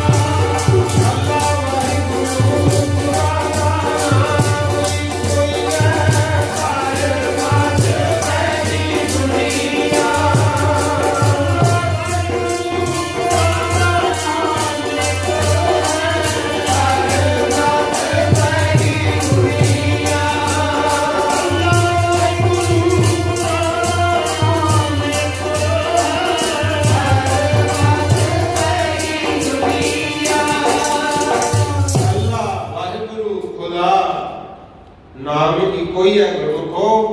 ਆਪਾਂ ਭਰਮਾਂ ਚ ਪੈ ਕੇ ਵੱਡੀਆਂ ਪਾ ਕੇ ਬਹਿ ਗਏ, ਆਖੋ ਸਤਿਨਾਮ ਸ੍ਰੀ ਵਾਹਿਗੁਰੂ। ਤੇ ਸਤਿਗੁਰੂ ਕਹਿੰਦੇ ਮਾਈ ਮੇਰੇ ਮਨ ਕੋ ਸੁਖ, ਕੋਟ ਆਨੰਦ ਰਾਜ ਸੁਖ ਭੁਗਵੈ, ਹਰ ਸਿਮਰਤ ਬਿਨਸੈ ਸਭ ਦੁੱਖ। ਸਭ ਤੋਂ ਨੇੜੇ ਦਾ ਰਿਸ਼ਤਾ ਮਾਂ ਦਾ ਗੁਰੂ। ਤੇ ਮਹਾਰਾਜ ਨੇ ਵੀ ਕਿਹਾ, ਕਹਿੰਦੇ ਮੇਰੇ ਮਨ ਨੂੰ ਸਦਾ ਹੀ ਸੁਖ ਹੈ। ਕਿਵੇਂ ਭਲਾ? ਕੋਟ ਆਨੰਦ, ਕਰੋੜਾਂ ਤਰ੍ਹਾਂ ਦਾ ਆਨੰਦ ਵੀ ਪ੍ਰਾਪਤ ਹੋ ਗਿਆ। ਰਾਜ ਸੁਖ ਭੁਗਵੈ, ਜਿਵੇਂ ਕੋਈ ਰਾਜਾ ਰਾਜ ਭਾਗ ਵਿੱਚ ਰਹਿ ਕੇ ਸੁਖ ਮਾਣਦਾ ਹੈ, ਜਿੰਨੇ ਸੁਖ ਉਹਨੂੰ ਨੇ ਉਨੇ ਮੈਨੂੰ ਪ੍ਰਾਪਤ ਹੋ। ਹਰ ਸਿਮਰਤ ਬਿਨਸੈ ਸਭ ਦੁੱਖ। ਪਰਮਾਤਮਾ ਦਾ ਸਿਮਰਨ ਕਰਨ ਦੇ ਨਾਲ ਮੇਰੇ ਤਾਂ ਸਾਰੇ ਹੀ ਦੁੱਖ ਦੂਰ ਹੋ ਗਏ, ਆਖੋ ਸਤਿਨਾਮ ਸ੍ਰੀ ਵਾਹਿਗੁਰੂ। ਇਸ ਕਰਕੇ ਭਾਈ ਵਾਹਿਗੁਰੂ ਦਾ ਸਿਮਰਨ ਕਰਿਆ ਕਰੋ, ਇਹਦੇ ਵਿੱਚ ਬਹੁਤ ਆਨੰਦ ਹੈ। ਸਤਿਗੁਰੂ ਕਿਰਪਾ ਕਰਨ।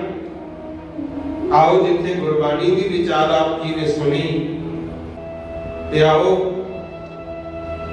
ਅੱਜ ਮਾਂ ਬਾਰੇ ਜ਼ਿਕਰ ਕਰਨਾ ਚਾਹੁੰਦਾ। ਮਾਂ ਕਿੱਦਾਂ ਦੀ ਹੋਵੇ? ਭਾਈ ਪਰਿਵਾਰਕ ਰਿਸ਼ਤੇ ਟੁੱਟ ਰਹੇ ਨੇ, ਫੁੱਟ ਪੈਂਦੀ ਜਾ ਰਹੀ ਹੈ, ਕਿੰਨਾ ਕੁਝ ਸਮਾਜ ਵਿੱਚ ਹੋ ਰਿਹਾ। ਆਪੋ ਆਪਣੇ ਫਰਜ਼ਾਂ ਨੂੰ ਪਛਾਣੋ। ਕਵੀ ਜਨ ਲਿਖਦੇ ਨੇ, ਪ੍ਰੋਫੈਸਰ ਮੋਹਨ ਸਿੰਘ ਜੀ ਨੇ ਲਿਖਿਆ ਹੈ, ਕਹਿੰਦੇ ਮਾਂ ਵਰਗਾ ਘਨਸ਼ਾਵਾਂ ਬੂਟਾ ਕੋਈ ਮੈਨੂੰ ਨਜ਼ਰ ਨਾ ਆਏ। ਬੂਟੇ ਤਾਂ ਸੰਸਾਰ ਵਿੱਚ ਬਹੁਤ ਨੇ, ਕਈ ਫਲ ਦਿੰਦੇ ਐ, ਕਈ ਛਾਂ ਦਿੰਦੇ ਐ, ਤੇ ਬੂਟਿਆਂ ਵਿੱਚ ਇੱਕ ਗੁਣ ਹੋਰ ਵੀ ਦੇਖੋ, ਆਪਾਂ ਵੱਡੀ ਵੀ ਜਾਂਦੇ ਆ, ਟੁੱਕੀ ਵੀ ਜਾਂਦੇ ਆ, ਉਹ ਫਿਰ ਵੀ ਛਾਂ ਤੇ ਫਲ ਦਿੰਦੇ ਹੀ ਦਿੰਦੇ। ਤੇ ਬਾਬਾ ਫਰੀਦ ਜੀ ਦੇ ਜੇ ਵਚਨ ਪੜ੍ਹੀਦੇ ਆ ਨਾ, ਹੈਰਾਨੀ ਹੁੰਦੀ ਹੈ। ਉਹ ਕਹਿੰਦੇ ਜੇ ਤੂੰ ਭਗਤ ਵੀ ਬਣਿਆ, ਫਕੀਰ ਵੀ ਬਣਿਆ, ਮਾਲਾ ਚੱਕ ਲਈ ਜਾਂ ਲੰਗੋਟ ਪਾ ਕੇ ਬਹਿ ਗਿਆ, ਐ ਕਹਿ ਲੋ ਵੀ ਅੰਮ੍ਰਿਤ ਛਕ ਲਿਆ, ਗੁਰਸਿੱਖ ਬਣ ਗਿਆ, ਬਾਣੀ ਪੜ੍ਹਨ ਲੱਗ ਗਿਆ, ਫਿਰ ਵੀ ਆਹ ਗੱਲ ਯਾਦ ਰੱਖੀ, ਦਰਵੇਸ਼ਾਂ ਨੂੰ ਲੋੜੀ ਹੈ ਰੁੱਖਾਂ ਦੀ ਜੀਰਾ। ਕਹਿੰਦੇ ਇਹ ਜਿਹਾ ਸੁਭਾਅ ਬਣਾ ਲੈ ਜਿਵੇਂ ਰੁੱਖਾਂ ਨੂੰ ਵੱਡੀ ਟੁੱਕੀ ਵੀ ਜਾਂਦੀ ਹੈ ਦੁਨੀਆ, ਫਿਰ ਵੀ ਆਕਸੀਜਨ ਛੱਡਦੇ ਆ, ਛਾਂ ਦਿੰਦੇ ਆ, ਫਲ ਦਿੰਦੇ ਆ। ਜੇ ਤੂੰ ਚੰਗੇ ਪਾਸੇ ਤੁਰਿਆ, ਤੈਨੂੰ ਵੀ ਮਾੜਾ ਭਲਾ ਕਹਿਣਗੇ, ਬੁਰਾ ਵੀ ਕਹਿਣਗੇ, ਕਈ ਚੰਗਾ ਵੀ ਕਹਿਣਗੇ, ਫਿਰ ਤੂੰ ਕੱਲੀ ਦੁਨੀਆ ਦੀ ਪਰਵਾਹ ਨਾ ਕਰਿਆ ਕਰ। ਜਿਵੇਂ ਰੁੱਖ ਫਲ ਤੇ ਛਾਂ ਦਿੰਦੇ ਹੀ ਰਹਿੰਦੇ ਆ, ਇਸੇ ਤਰ੍ਹਾਂ ਤੂੰ ਵੀ ਭਲਾ ਕਰਮ ਕਰਦੇ ਹੀ ਰਹਿਣਾ ਹੈ, ਆਖੋ ਸਤਿਨਾਮ ਸ੍ਰੀ ਵਾਹਿਗੁਰੂ। ਤੇ ਮਾਂ ਵਿੱਚ ਇਹ ਗੁਣ ਦੇਖਣ ਨੂੰ ਮਿਲਦਾ ਹੈ। ਕਹਿੰਦੇ ਮਾਂ ਵਰਗਾ ਘਨਸ਼ਾਵਾਂ ਬੂਟਾ ਕੋਈ ਮੈਨੂੰ ਨਜ਼ਰ ਨਾ ਆਏ। ਮਾਂ ਤੋਂ ਲੈ ਕੇ ਛਾਂ ਉਧਾਰੀ ਰੱਬ ਨੇ ਸਵਰਗ ਬਣਾਇਆ। ਜਿਹੜਾ ਸਵਰਗਾਂ ਬਾਰੇ ਜਾਣਦਾ ਹੈ ਨਾ ਵੀ ਸਵਰਗਾਂ 'ਚ ਆਹ ਆਨੰਦ ਹੈ ਜਾਂ ਸੁੱਖ ਹੈ, ਉਸੇ ਨੂੰ ਪਤਾ ਲੱਗੂ। ਤੇ ਅਸਲ ਵਿੱਚ ਮਾਂ ਦੀ ਗੋਦ ਵਿੱਚ ਹੀ ਸਵਰਗ ਹੈ। ਪ੍ਰੋਫੈਸਰ ਮੋਹਨ ਸਿੰਘ ਕਹਿੰਦੇ ਨੇ, ਕਹਿੰਦੇ ਜਿਵੇਂ ਮਾਂ ਦੀ ਗੋਦੀ ਵਿੱਚ ਆਨੰਦ ਹੈ, ਉਹੀ ਆਨੰਦ ਸਵਰਗਾਂ ਵਿੱਚ ਹੈ। ਮਾਂ ਦੀ ਗੋਦ ਤੋਂ ਵੱਧ ਕੇ ਕੋਈ ਆਨੰਦ ਨਹੀਂ। ਕਿਉਂ ਭਲਾ? ਉਹ ਕਹਿੰਦੇ ਨੇ ਬਾਕੀ ਕੁੱਲ ਦੁਨੀਆ ਦੇ ਬੂਟੇ ਜੜ ਬੂਟਿਆਂ ਸੁੱਕ ਜਾਂਦੇ, ਜਿਹੜੇ ਹੋਰ ਬੂਟੇ ਹੈ ਨਾ ਉਹਨਾਂ ਦੀਆਂ ਟਾਹਣੀਆਂ ਕੱਟੀ ਜਾਓ, ਟਾਹਣੇ ਵੱਢੀ ਜਾਓ, ਸੁੱਕਦੇ ਨਹੀਂ, ਉਹ ਫੇਰ ਬੂਟੇ ਹੋ ਜਾਂਦੇ। ਪਰ ਜਿਹੜਾ ਮਾਂ ਰੂਪੀ ਬੂਟਾ ਹੈ, ਇਹਦੇ ਵਿੱਚ ਇੱਕ ਵਿਲੱਖਣਤਾ ਪਾਏਗੀ। ਕੀ ਹੈ? ਬਾਕੀ ਕੁੱਲ ਦੁਨੀਆ ਦੇ ਬੂਟੇ ਜੜ ਬੂਟਿਆਂ ਸੁੱਕ ਜਾਂਦੇ ਐ, ਪਰ ਫੁੱਲਾਂ ਦੇ ਮੁਰਝਾਇਆ ਇਹ ਬੂਟਾ ਸੁੱਕ ਜਾਏ। ਜਿਹੜਾ ਮਾਂ ਰੂਪੀ ਬੂਟਾ ਹੈ, ਇਹ ਜਿਹਾ ਆਪਦੇ ਤੇ ਤਾਂ ਜਿੰਨੇ ਮਰਜ਼ੀ ਦੁੱਖ ਆਈ ਜਾਣ, ਜਿੰਨੀਆਂ ਮਰਜ਼ੀ ਤਕਲੀਫਾਂ ਆਈ ਜਾਣ, ਮਾਂ ਝੱਲ ਜਾਂਦੀ ਹੈ। ਪਰ ਜਿਹੜੇ ਇਹਦੀ ਫੁੱਲ ਲੱਗੇ ਹੁੰਦੇ ਆ, ਫੁੱਲ ਕੀ ਹੈ? ਔਲਾਦ, ਧੀ ਹੈ, ਪੁੱਤ ਹੈ, ਇਹ ਮਾਂ-ਬਾਪ ਦੇ ਜੀਵਨ ਦਾ ਫੁੱਲ ਹੁੰਦੇ ਆ। ਕੋਈ ਵੀ ਚੀਜ਼ ਹੈ ਨਾ, ਪਹਿਲਾਂ ਫੁੱਲ ਹੋਊ ਫਿਰ ਫਲ ਲੱਗੂ। ਹੁਣ ਤੁਸੀਂ ਜ਼ਿਮੀਂਦਾਰ ਬੈਠੇ ਨਰਮਾ ਬੀਜਦੇ ਹੋ, ਪਹਿਲਾਂ ਫੁੱਲ ਬੁੱਕੀ ਹੁੰਦੀ ਹੈ, ਫਿਰ ਵੀ ਉਹ ਫਲ ਟਿੰਡੇ ਪੱਕਦੇ ਅੱਗੇ ਜਾ ਕੇ। ਤੇ ਜੇ ਫੁੱਲ ਹੀ ਝੜ ਜਾਣ, ਫਿਰ ਫਲ ਕਿੱਥੋਂ ਮਿਲੂ? ਮਾਂ-ਬਾਪ ਦੇ ਜਿਹੜੀ ਔਲਾਦ ਹੁੰਦੀ ਹੈ ਨਾ, ਉਹ ਇੱਕ ਫੁੱਲ ਹੁੰਦੀ ਹੈ, ਫਿਰ ਫਲ ਲੱਗਦੇ। ਤੇ ਮਾਂ ਆਪ ਜਿੰਨੇ ਮਰਜ਼ੀ ਦੁੱਖ ਝੱਲ ਲੇ, कोई परवाह नहीं। पर जदों इहदे फुल्लां नूं दुख हुंदा है, ये मां रूपी बूटा उदों सुकदा है। आखो सतनाम तां लिखिया मां वर्गा कलिशामा बूटा मैनूं नजर ना आए, मां तो लैके शाम उधारी रब ने स्वर्ग बनाए। बाकी कुल दुनिया के बूटे जड़ फुटिया सुक जाते ऐ, पर फुल्लां दे मुरझाया ये बूटा सुक जाए। मां रूपी बूटा अपनी औलाद का दुख नहीं सहार सकता। ते बाकी जिहड़ी मां है ना गुरमुखो, जदों ये बच्चे नूं जन्म दिंदी है, पता कितना दुख हुंदा। साडे शरीर दीयां सारियां हड्डियां एकदम टुट जाण, एकदम सारियां हड्डियां टुट जाण, जिन्नी उदों पीड़ा हुंदी है ना, उदों भी वध पीड़ा सहिंदी है मां जदों बच्चे नूं जन्म दिंदी है। इस करके औलाद नूं भी चाहीदा है अपने माता पिता का सत्कार करना। एक कहानी बहुत साल पहला भी सुनाई सी, अज फिर हुक्म होया सी कि मां बारे गल करनी है। एक सुरिंदर नाम का कोई इंसान होया है, उन्हें अपनी हड्डबीती लिखी सी गुरु अखबार के विच। पढ़ लिख के बहुत उच्चे अहुदे ते लग गया। उदों बाद उन्हें अपनी हड्डबीती लिखी। पता की लिखिया, कहंदा जदों मैं छोटा जिहा सी ना, मैनूं उदों दी याद है मेरी मां सी एक अखों काणी कहंदा, ते लोग मैनूं कहा करन तेरी मां काणी, काणी मां दा पुੱਤ आ गया। मैनूं दुख लग्या करी, लोकां दीयां गल्लां सुन सुन के मैनूं मां तो कहंदा नफरत पैदा हो। जदों थोड़ी जी सुरत संभली, ਇੰਨੀ नफरत हो गई, जे मेरी मां स्कूल भी आ जाती मैं लड़दा भी इत्थे काहतों आई। ਜਿਹੜੇ ਮੇਰੇ ਕਲਾਸ ਦੇ ਨਵੇਂ ਮਿੱਤਰ ਨੇ, ਫਰੈਂਡ ਨੇ ਮੇਰੇ, ਉਹਨਾਂ ਨੂੰ ਵੀ ਪਤਾ ਲਾਏਗੀ ਕਿ ਤੂੰ ਇਦਾਂ ਦੀ, ਮੈਂ ਲੜਨਾ ਝਿੜਕਣਾ, ਮਾਂ ਨੂੰ ਆਉਣ ਨਾ ਦੇਣਾ। ਮਾਂ ਫਿਰ ਵੀ ਮੈਨੂੰ ਲਾਡ ਲਡਾਇਆ ਕਰੇ, ਪਿਆਰ ਕਰਿਆ ਕਰੇ, ਮੈਂ ਨਫ਼ਰਤ ਕਰਿਆ ਕਰਾਂ। ਸਕੂਲ ਦੇ ਵਿੱਚ ਕੋਈ ਪ੍ਰੋਗਰਾਮ ਸੀ ਤੇ ਕਹਿੰਦਾ ਸਾਰਿਆਂ ਦੇ ਮਾਪਿਓ ਆਏ, ਮੇਰੀ ਮਾਂ ਵੀ ਆ। ਜਦੋਂ ਮੈਂ ਦੇਖਿਆ ਮੇਰੀ ਮਾਂ ਆਈ ਹੈ, ਮੈਨੂੰ ਬਹੁਤ ਨਫ਼ਰਤ ਹੋਈ, ਇੰਨਾ ਗੁੱਸਾ ਚੜਿਆ, ਮੈਂ ਜਾ ਕੇ ਆਪਣੀ ਮਾਂ ਨੂੰ ਲੜਿਆ, ਝਿੜਕਿਆ ਬਹੁਤ, ਤੇ ਬਿਨਾਂ ਦੱਸੇ ਘਰ ਛੱਡ ਕੇ ਕਿਤੇ ਹੋਰ ਚਲਿਆ ਗਿਆ। ਆਖੋ ਸਤਨਾਮ। ਮਾਂ ਤੋਂ ਨਫ਼ਰਤ ਕੀ, ਮਾਂ ਬਿਲਕਿਆ ਕਰੇ, ਰੋਇਆ ਪਿੱਟਿਆ ਕਰੇ। कई साल लंघे, बाहर ही रहते मैं पढ़ाई की, बाहर ही रहते शादी करवा ली, बच्चे पैदा हो गए, ते हौली हौली मेरा कार व्यवहार तो सैट हो गया। किसी ने मेरी मां नूं दसता, कोई मेरा मित्र आया सी, कहता उन्होंने मैं मिल गया। ते मित्रता एक ऐसी चीज है, वो भी बचपन की मित्रता भुलाई नहीं जाती। एक तो बचपन के मित्र, एक जेल दे मित्र, ये तो जमीन टुट सकते। श्री कृष्ण के सुधामे की कथा सुनते हो ना, भावे एक शहनशाह राजा बन गया, एक गरीब कंगाल मंगता है, पर फिर भी मित्र नूं देख के राजा किवें भज्जिया सी। देखो कि प्रेम की कथा की थी। कहते मेरा मित्र मिल गया ते मैं मित्र नूं लै गया घर। जदों घर ले जाके चाह पानी छकाया, प्रसादा छकाया, परिवार नूं मिलाया, वो मिल के चलिया गया ते पिंड जाके मेरी मां नूं दसदा भी मां जेड़े पुੱਤ दी तू रोज तलाश करदी है, लभदी है, वो फलाने थां ते रहिंदा। ਉਹਨੇ ਐਡਰੈਸ ਦੇਤਾ ਤੇ ਮੇਰੀ ਮਾਂ ਤੋਂ ਕਿੱਥੇ ਰਿਹਾ ਜਾਣਾ ਸੀ।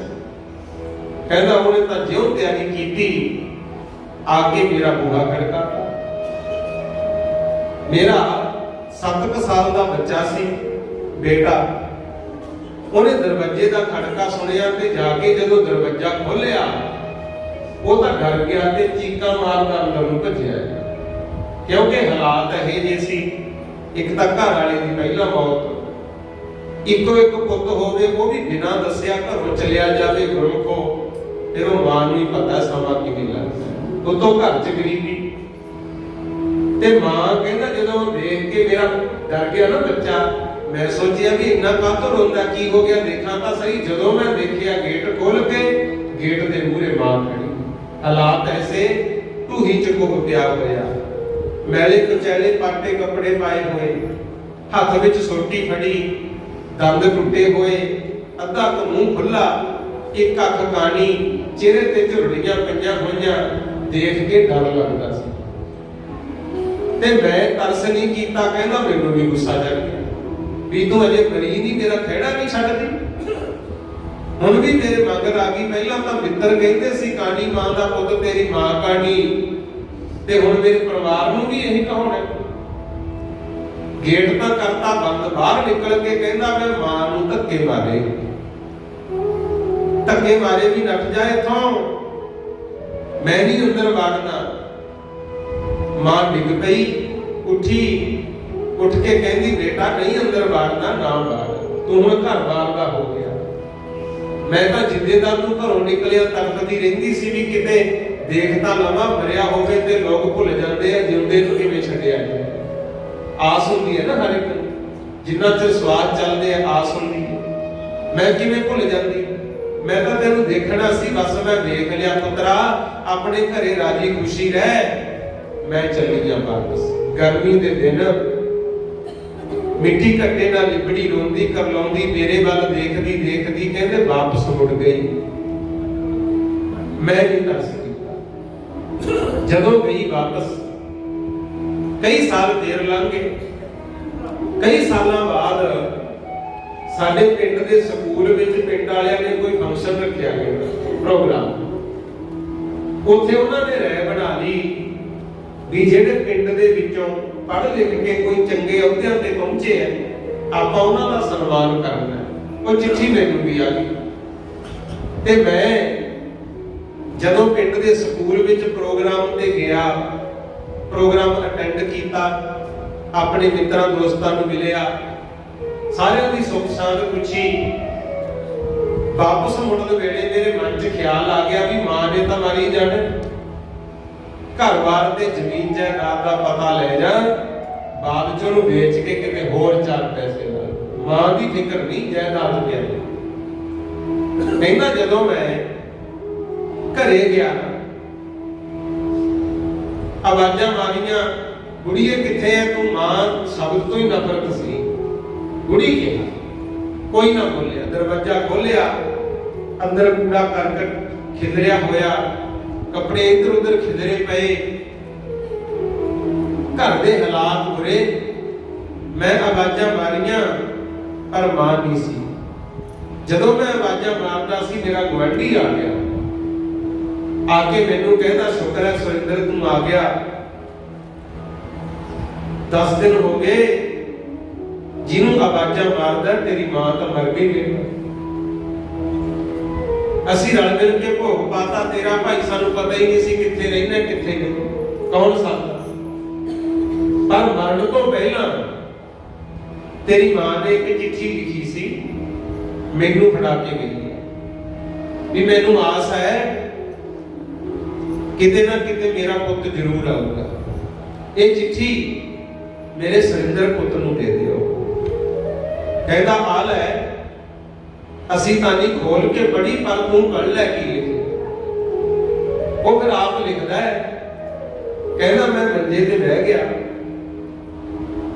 ਚਿੱਠੀ ਜਦੋਂ ਖੋਲ ਕੇ ਪੜ੍ਹੀ ਉਹਦੇ ਵਿੱਚ ਲਿਖਿਆ ਹੋਇਆ ਸੀ ਵੀ ਪੁੱਤਰ ਮਾਫੀ ਦੇਈ, ਮੇਰੀ ਅੱਖ ਕਾਣੀ ਸੀ, ਇਹਦੇ ਕਰਕੇ ਤੈਨੂੰ ਲੋਕਾਂ ਤੋਂ ਨਫ਼ਰਤ ਸਹਿਣੀ ਪਈ। ਲੋਕ ਕਹਿੰਦੇ ਸੀ ਕਾਣੀ ਮਾਂ ਦਾ ਪੁੱਤ, ਤੇਰੀ ਮਾਂ ਕਾਣੀ, ਤੂੰ ਵੀ ਮੈਨੂੰ ਬੁਲਾਉਂਦਾ ਚਲਾਉਂਦਾ ਨਹੀਂ ਸੀ, ਮੈਂ ਰੋਟੀ ਪਕਾਉਣੀ ਕਹਿ ਦਿੰਦਾ ਪਰੇ ਰੱਖ ਦੇ ਆਪੇ ਚੱਕ ਕੇ ਖਾ ਲੂੰਗਾ।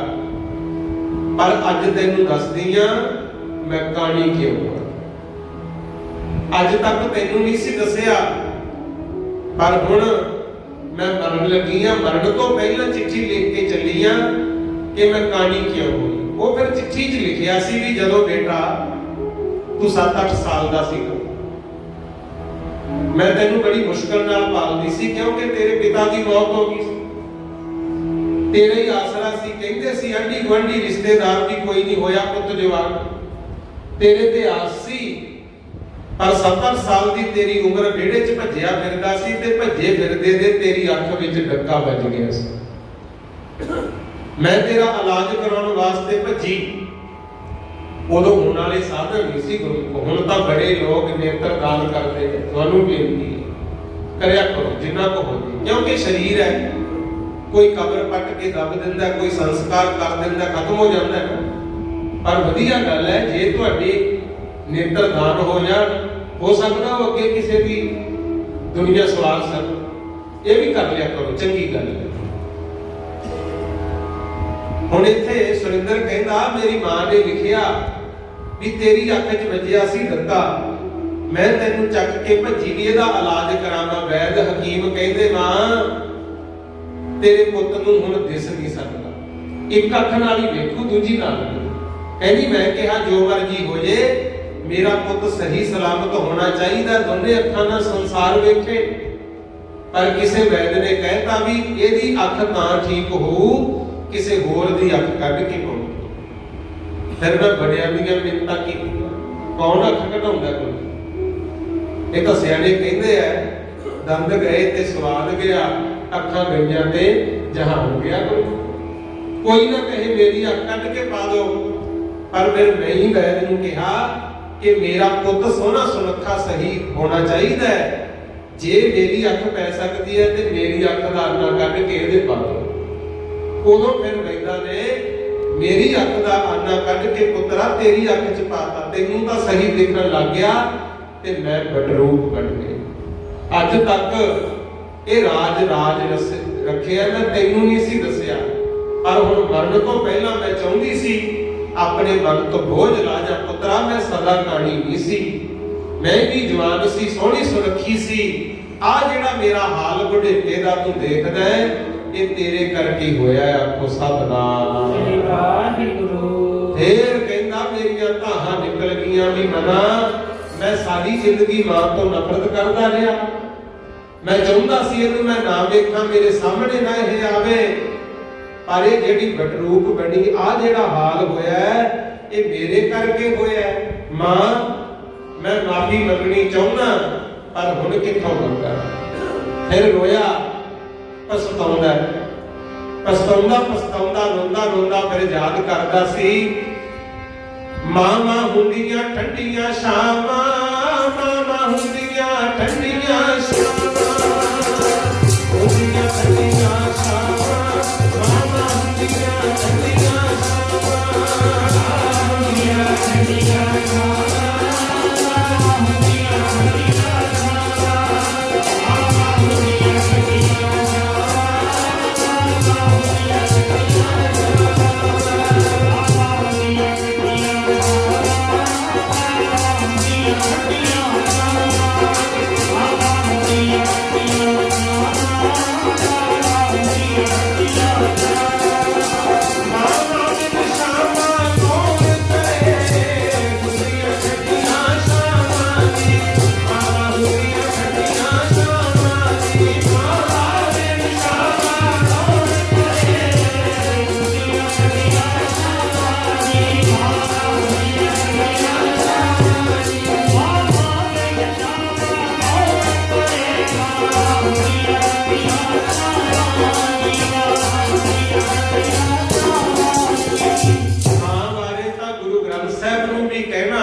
ਸੁਤ ਅਪਰਾਧ ਕਰਤ ਹੈ ਜੀਤੇ, ਜਨਨੀ ਚੀਤ ਨਾ ਰਾਖਸ ਦੇਤੇ। ਉਦਾਹਰਨ ਮਾਂ ਦੀ ਦਿੱਤੀ ਗੁਰੂਆਂ ਨੇ ਵੀ।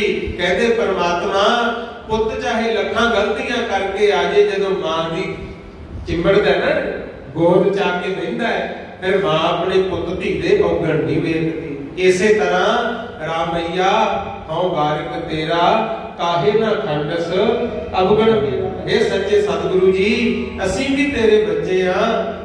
ਜੇ ਮਾਂ ਆਪਣੇ ਪੁੱਤਾਂ ਦੇ ਔਗਣ ਭੁਲਾ ਦਿੰਦੀ ਹੈ, ਤੁਸੀਂ ਵੀ ਫਿਰ ਕਿਉਂ ਨਹੀਂ ਸਾਡੇ ਔਗਣ ਭੁਲਾ ਕੇ ਸਾਡੇ ਦੁੱਖ ਦੂਰ ਕਰੋ। ਐਡੀਆਂ ਉਦਾਹਰਨਾਂ ਨੇ।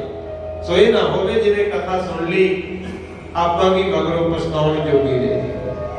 ਜਿਹੜੇ ਘਰ ਵਿੱਚ ਬਜ਼ੁਰਗ ਮਾਂ-ਬਾਪ ਬੈਠੇ ਐ, ਉਹਨਾਂ ਦੀ ਸੇਵਾ ਸੰਭਾਲ ਕਰ ਲਿਆ ਕਰੋ। 68 ਤੀਰਥਾਂ ਦਾ ਫਲ ਘਰੇ ਹੀ ਮਿਲ ਜੂ। ਆਖੋ ਸਤਿਨਾਮ ਸ੍ਰੀ ਵਾਹਿਗੁਰੂ। ਮਾਇਆ ਨਹੀਂ ਦਿਓਗੇ ਸਰ ਜੂਗਾ, ਕੱਪੜੇ ਮੈਲੇ ਕੁਚੈਲੇ ਹੋਣਗੇ ਸਰ ਜੂਗਾ, ਪਰ ਜੇ ਤੂੰ ਮਾਂ-ਬਾਪ ਕੋਲੇ 10-20 ਮਿੰਟ ਬੈਠ ਕੇ ਦੁੱਖ ਸੁੱਖ ਨਾ ਕੀਤਾ ਫੇਰ ਨਹੀਂ ਸਰਦਾ। ਜਿਵੇਂ ਆਪਾਂ ਬੱਚੇ ਸੀ, ਉਦੋਂ ਮਾਂ-ਬਾਪ ਜਨਮ ਵੇਲੇ ਸਾਡੇ ਕੋਲ ਰਹੇ, ਸਾਨੂੰ ਸੰਭਾਲਿਆ, ਲਿਬੜੇ ਤਿਬੜੇ ਮਲ ਮੂਤਰ ਹੁੰਦਾ ਤਾਂ ਵੀ ਸੰਭਾਲਦੇ ਸੀ। ਇਸੇ ਤਰ੍ਹਾਂ ਜਦੋਂ ਬਜ਼ੁਰਗ ਮਾਂ-ਬਾਪ ਹੋ ਜਾਣ ਉਦੋਂ ਔਲਾਦ ਦਾ ਵੀ ਫਰਜ਼ ਬਣਦਾ ਹੈ ਉਹਨਾਂ ਦੀ ਸੇਵਾ ਸੰਭਾਲ ਕਰੇ, ਉਹਨਾਂ ਦੀ ਦੇਖਭਾਲ ਕਰੇ। ਜ਼ਰੂਰੀ ਨਹੀਂ ਹੁੰਦਾ ਵੀ ਕਹੇ ਤੋਂ ਹੀ ਕਰਨਾ।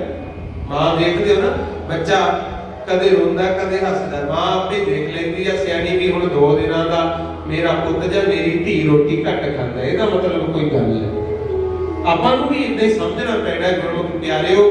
ਸੋ ਇੰਨੀ ਕੀ ਬੇਨਤੀ ਪ੍ਰਵਾਨ ਕਰ ਲਿਓ, ਸਮਾਂ ਇਜਾਜ਼ਤ ਨਹੀਂ ਦਿੰਦਾ, ਵਿਚਾਰਾਂ ਤਾਂ ਬਹੁਤ ਨੇ, ਪਰ ਹੁਣ ਸਮੇਂ ਨੂੰ ਦੇਖਦੇ ਹੋਏ ਮੈਂ ਇੱਥੇ ਹੀ ਆਪ ਜੀ ਤੋਂ ਮਾਫੀ ਮੰਗਦਾ।